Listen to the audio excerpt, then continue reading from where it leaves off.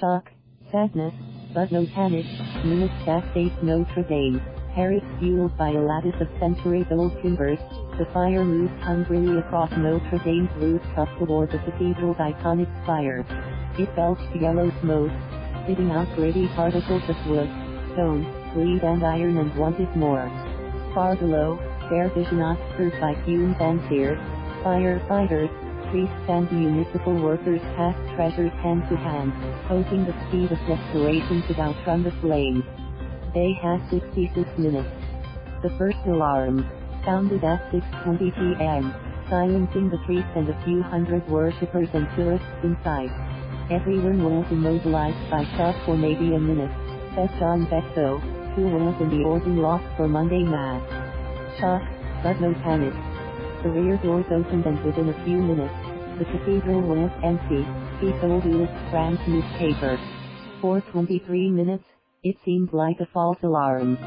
Then at 6:43 p.m. the second smoke detector went off and the fire showed its face, flickering in the wooden timbers and visible to anyone looking north from Paris' left bank. The first firetrucks lumbered through rush hour traffic, blasting their two-tone sirens at full volume to reach the island that is the historic and geographic heart of Paris. For that first half hour, it looked like the fire couldn't possibly leave more than a small age mark on the nearly 900-year-old building, more akin to the inevitable wear on stone's rough edges than the fury of the French Revolution that left it in ruins for decades. Across the Seine in City Hall, Mayor Anne Hidalgo glanced out the window during an evening meeting to see a yellow cloud blotting out the sky. She rushed to the island. "I came here and felt powerless as the flames overtook the cathedral," she said Tuesday. Bridge after bridge along the Seine filled with somber onlookers, all facing the cathedral built for the ages. They dotted the stone walkways that line the river. They wept as flames overtook the rooftop spire. Below it, nestled deep in the cathedral, was the treasure chest, keeper of Notre Dame's most sacred relics. Firefighters cracked the chest open, pulling out the crown of thorns revered as the one worn by Jesus Christ at his crucifixion.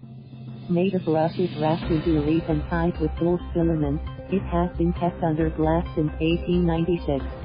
The tunic of St. Louis, believed to have belonged to King Louis IX, came out of the chest along with fragments of the cross and a nail, said Patrick Chauvet, rector of Notre Dame Cathedral. The relics were safe. Then came the artwork. "We had to get them in the smoke, as debris was falling to protect them," Jean-Claude Gallet of the Fire Brigade told BFM television.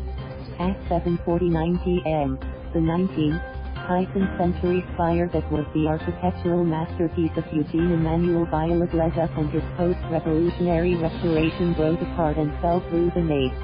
The bronze weathercock tumbled, taking with it 3 relics sealed inside in 1935. It has been 66 minutes since the first flames were spotted. The sky above the cathedral flamed orange, and the fire lurched toward Notre Dame's iconic towers, then flicked inside.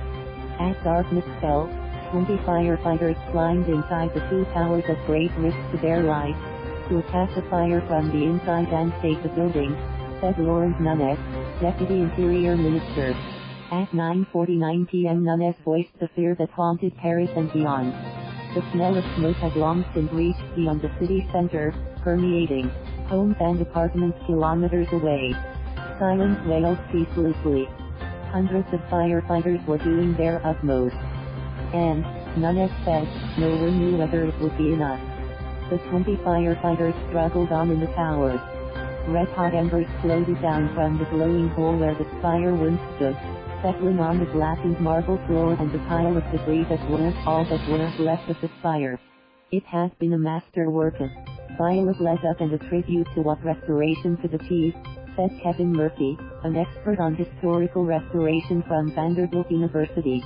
It was bomb, as were the roof's irreplaceable ancient wooden beams, cut from trees that were alive a millennium ago.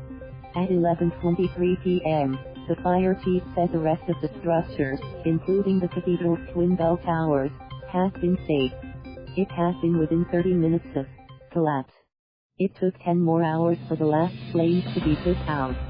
The spire's bronze rooster, long a symbol of France, was found Tuesday, deformed by the heat but recognizable nonetheless.